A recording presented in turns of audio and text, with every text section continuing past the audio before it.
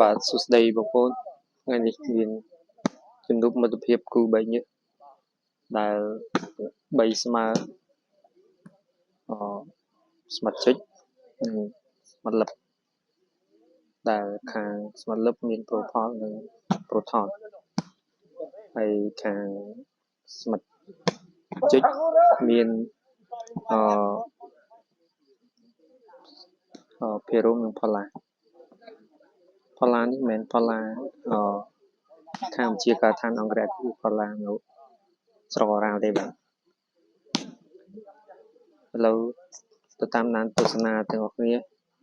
ជាមួយនឹងខ្ញុំបាទសម្រាប់បងប្អូនដែលថ្មីកុំភ្លេចជួយ follow page ខ្ញុំបាទនឹង share like ម្នាក់មួយនិង subscribe channel YouTube ខ្ញុំបាទវាឈ្មោះសុផាទៅអញ្ចឹងឥឡូវសេវាចេញពីភារ៉ូមបាត់ពីលេហើយសេវាដូរទៅខាងមាត់លឹបទៅផលជាអ្នករ៉ាប់រងសេវាឥឡូវសេវាទៅខាងណាខាងណីចូលទៅញ៉ាំភារ៉ូមលើកឲ្យស្មាត់ជិចតម្លាក់មួយលើបាំងមានណាហ៊ានចូលបើ1ម៉ែត្រដែរឥឡូវសេវាបន្តពីភារ៉ូមចេញក្រៅបាត់ហើយបាទនេះស្មាត់ប្រចាំ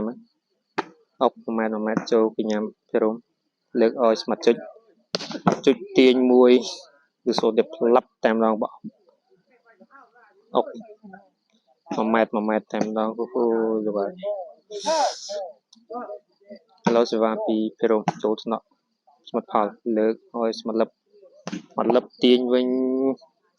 ទាញទៅទាញមកហើយបាទអុកទៅអុកមកបាល់ដូរបានមកខាងប្រូផលអ្នករ៉ាប់រងសេវាទៅចូលថ្នាក់ស្មាត់ជិចលើកឲ្យប្រូរំអត់មានអ្នកធ្វើយកទៅវិញលើកឲ្យស្មាត់លឹបបោះលើបាំងបច្ចេកទេសយកទៅ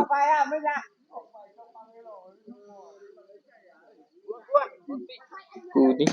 លេងសេរីដូចគ្នាអត់មានបិទបាំងបិទសវិសណាទេគឺវាទាំងអស់ហើយសម្រាប់ខាងនេះគឺគាត់អត់ដែលលេងបោកទេសេរីបិទតែបោកទេទាញត្រាវែមួយតាក់ហ្វីលេបន្ទុក5ម៉ានផលផល5ម៉ានហើយបន្ទុក5 2សិចទី2ដែលសិចទី1ខាងប្រូជិច